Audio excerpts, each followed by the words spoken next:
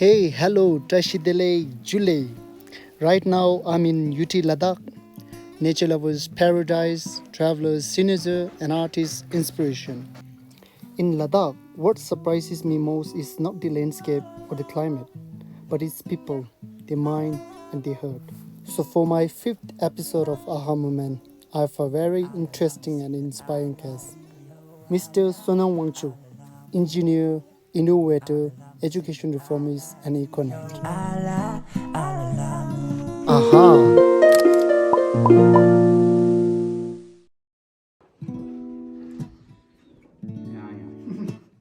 Can you speak something in Thailand?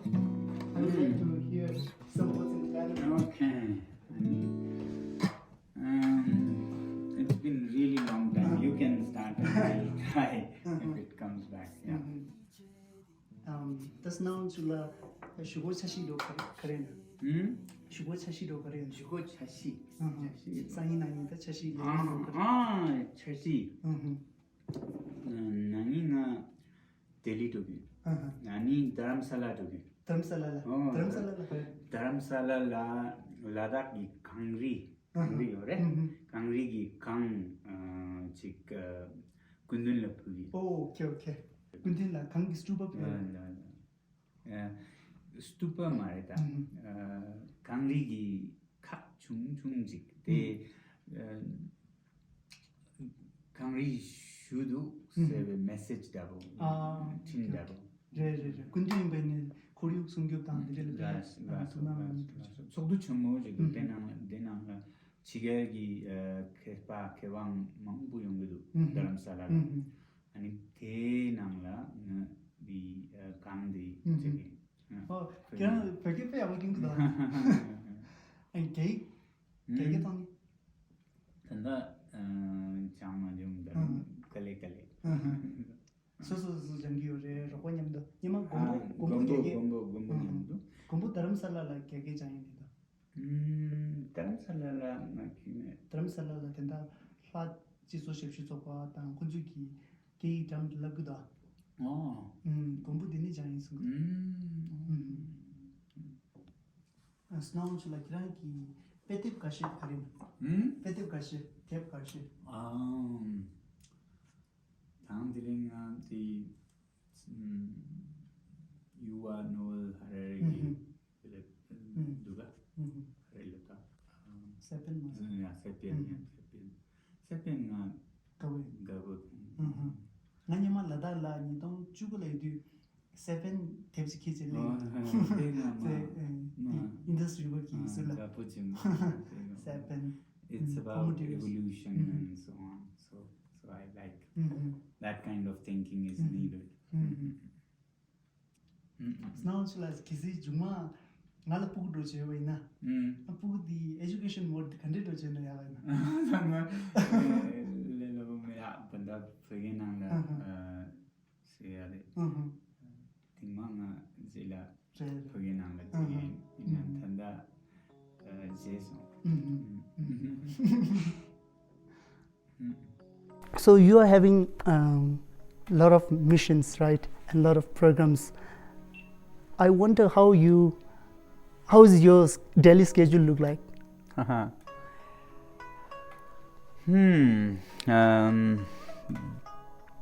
Looks like, or how I try to make it look like, because I always believe and I try and share with my young students that you don't want to make a resolution for lifelong, goodness or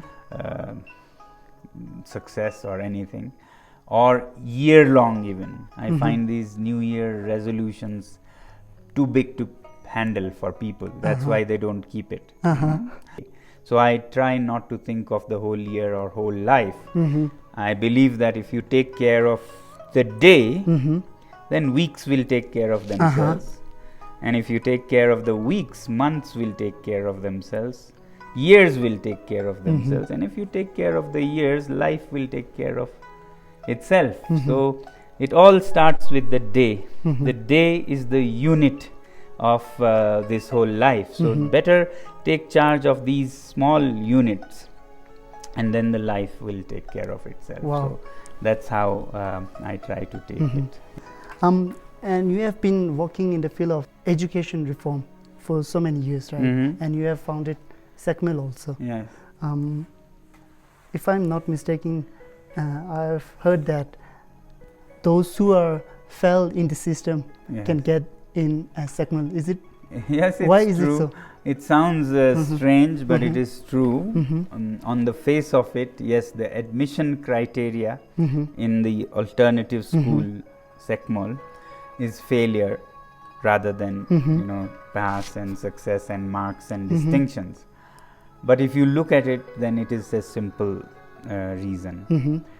There are so many things for those who have marks and exam results, but there are so many failures also. So we started this school especially for those who were failing. The purpose of the school was to give a second chance to those who are so-called failures. There was a time when Ladakh used to have some 95% failure in boards long ago, and we tried to improve the system. The system improved also, but beyond a time we saw that there will be still some failing, and to give a chance to them, because we didn't think that there was anything wrong with them, just that the system is not friendly to true learners who are passionately interested in learning or who may not have some linguistic skills. So therefore we said we'll set up a school that will take care of those who are still failing. So of course when the school is meant for them, then the criteria should be failure rather than the same thing. So people ask me, why not those who have passed? I say there are 101 places to go. For God's sake, this is one place there where they can come. Wow, interesting. Yeah. And SECMIL itself is some sort of a small country or with its own government. How is it working? More than how it's working, the idea behind, let me tell you, why we set up a school for failures and how. We never believed that those who were failing in the exams, 10th class boards, 12th class boards, had any problem with them.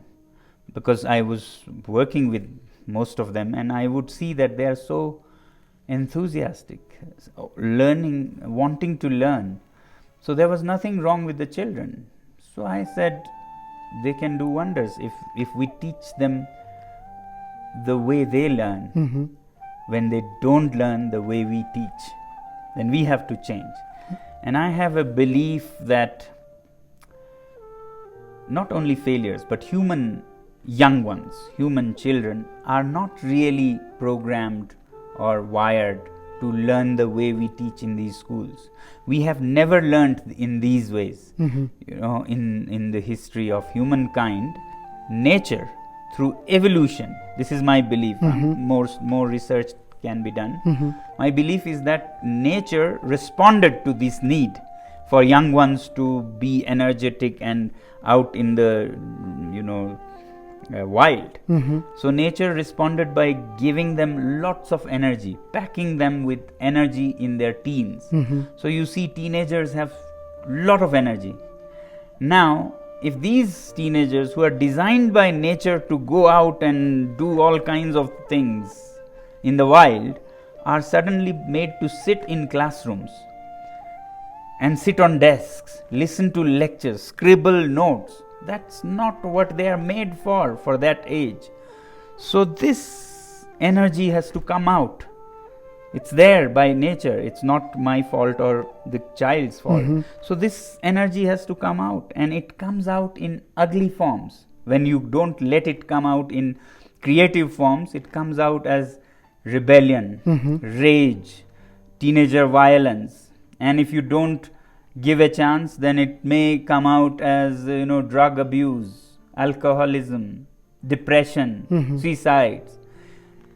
All that is because we have a great strength to be out and do the hard way of learning that we have done for millions of years, evolving from monkeys to human beings. That's how our young ones learned. So this school was conceived in a very different way. First of all, we said the students will build the school. They will design the school.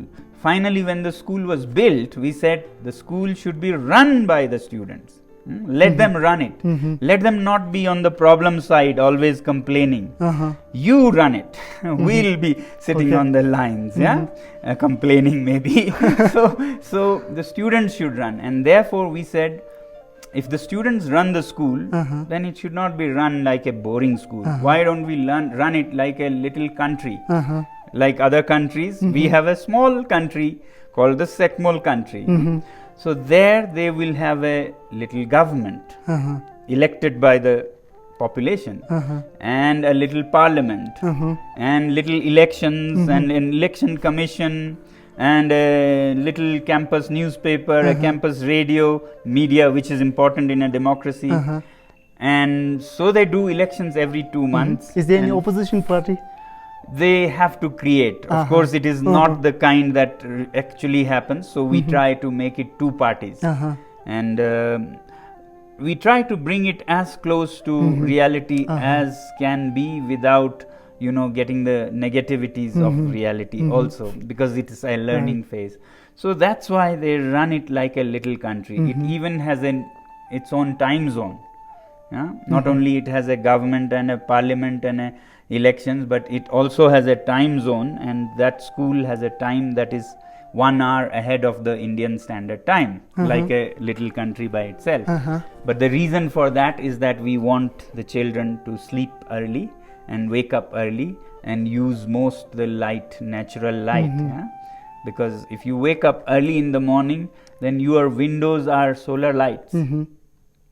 Unlike most young people who sleep till 8 or 9, if you wake up 1 hour early, because when your watch is 1 hour ahead, then you wake up at 5, even though the neighbors are thinking 5 is too early, but by their watch it is 6 already, because they are 1 hour ahead. So they think they are waking up at 6, but they are actually waking up at 5. They think they are going to bed at 11, but actually they are going to bed at 10. So you change the rhythm of life and bring it in harmony with nature, whereby you save a lot of electricity and power. And that's why I sometimes say, if the whole world did that, 7 billion people of the world went to bed 1 hour early and got up 1 hour early with the sunrise, you can shut down many power plants, coal-fired polluting power plants. In other words, you can save the world by sleeping right. So that's why we have a time zone at the campus. It has its own companies, a company that produces milk, dairy company. So the students run it and sell the milk to the campus kitchen. It has its own farming, green vegetables, and they sell it to the kitchen. Likewise, power plants that produce solar electricity, gardens that produce food, and so on. So like that, it works better than I thought. Yes. And is it possible for outsiders like non-Ladakhis to do some sort of volunteers in Sekmol? Yes, it is possible, but you have to write in advance, because there are many people who want to, so they keep a schedule. So the volunteer has to be a failure? No. Okay. I mean, everybody is a failure in some ways. Right. No matter how successful you are also a failure, and there's nothing wrong with that. So you can be an honorary failure. Recently, I got an opportunity to visit Changtang, and I heard that many nomads are resettling. And in Tibet also, a lot of nomads are resettling by force, not by choice, but by force. Here in Ladakh, nomads are resettling by choice. What is your thought on this? Yeah, it's a failure. It's a failure on the part of development policy makers.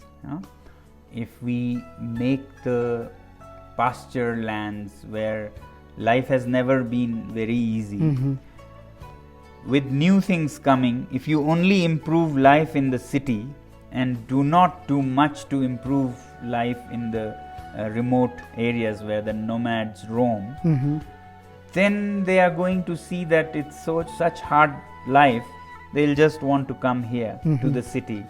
So the answer is to improve life in the villages. And they're not asking too much.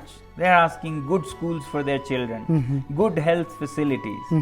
And if we are not able to give, and because of that, if the nomads come to the cities, thereby making a precious resource like Pashmina, which is like the gold of the mountains, you're losing that resource. You're adding to the problem of urbanization with so much population coming here asking for jobs. You're adding to the unemployed, and the employment there is without hands. Hands in the city are without jobs. Jobs in the mountains are without hands. That's a messy development policy. At least in Ladakh, it has been mainly because of policy failure. There are some rays of hope that some of the nomads are finding city life unhappy also. So they are starting to go back also. Therefore, I think with that wave, our government should provide all the facilities out there so that they are happily doing what they are good at. Otherwise, what could have been an national asset becomes a big burden in the city. But with Tibet in China, I think it is more complicated reasons. It's to control the people and not leave them free like nomads are. That's not the case here. It's just inefficiency. Your name is some sort of metaphor with ice stupa. I wonder, why is it ice stupa? Okay, rather than anything else, right? So the first part is that the idea is to keep frozen water from winter till summer.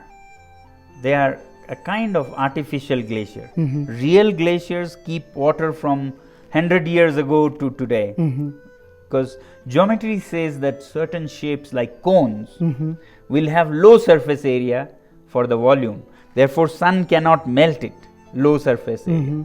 So therefore, we built them in conical shapes or like pyramids. Now, if we call them ice cones or ice pyramids, it wouldn't move any people locally. But if we call them ice stupas, now stupas are something very close to their hearts. It dots the landscape of Ladakh and Tibet and many places, and people think very fondly of them as spiritual monuments. So we call this conical ice an ice stupa, so that it connects to the people. And sure enough, people loved the idea of a stupa in ice. Rinpoche saw that this was a very interesting application of blend of tradition and technology. So they started promoting it, and very soon it took the fancy of people in the villages. So that's why we used it as an branding and positioning exercise, if you use marketing lingo. I have a video here. Please live simply, so we can simply live. Please live simply, so we can simply live. Please live simply, so we may simply. Can you tell a bit about this movement? We say act local but think global. It is all the more important when you are working with something like climate change. We can do our ice stupas, we can do our solar heated buildings, but that's not going to change the path of climate change. It is much bigger. So while we have to adapt and defend and protect ourselves, we can't really change things. Who can change things? People in the big cities, New York, New Delhi, Beijing, Paris. These are the people because of whose actions you are seeing these challenges like climate change. So we said we should act locally, but we should also be active globally to change the behavior of people in these big cities. So therefore, on the 150th anniversary of Mahatma Gandhi, we launched a movement to change the world. It may sound audacious, but we said, why not also do that? Because ice stupas are nothing big or great. They are just a emergency response. So let's use it as an emergency SOS call to cities like New York or New Delhi to tell them that if you live simply in these big cities, then we in our mountains may simply live. You know, you are extravagant in your lives, but that's taking our lives here. You may not know, but very soon you will also see, because we are the first victims, not the last.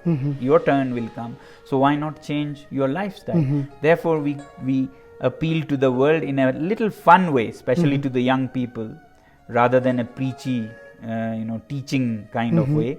We created a crowdfunding campaign where you fund not in rupees or dollars, but in pledges to change lifestyle. And it in the site will show you how much worth you pledged, how much worth real dollars. So you could be pledging to switch from cars to bicycle or walking, or from aeroplanes to trains, non-vegetarian to vegetarian food, not wasting food, all kinds of things. And the site will tell you this is going to be equivalent to $1,000 of contribution. Now you don't take any $1,000, but it is actually as much or even more valuable than real $1,000, because this is going to have an impact on the planet. So that's why we launched the I Live Simply movement, which is there if you want to know more on ilivesimply.org. Thank you so much. Thank you very much. I wish you all the very best, and chase your dreams and do what you like in your lives. Take charge. Thank you. Thank you so much. Okay, Julie. Negative, take jetty, nigga, thought we look shady, yeah, yeah.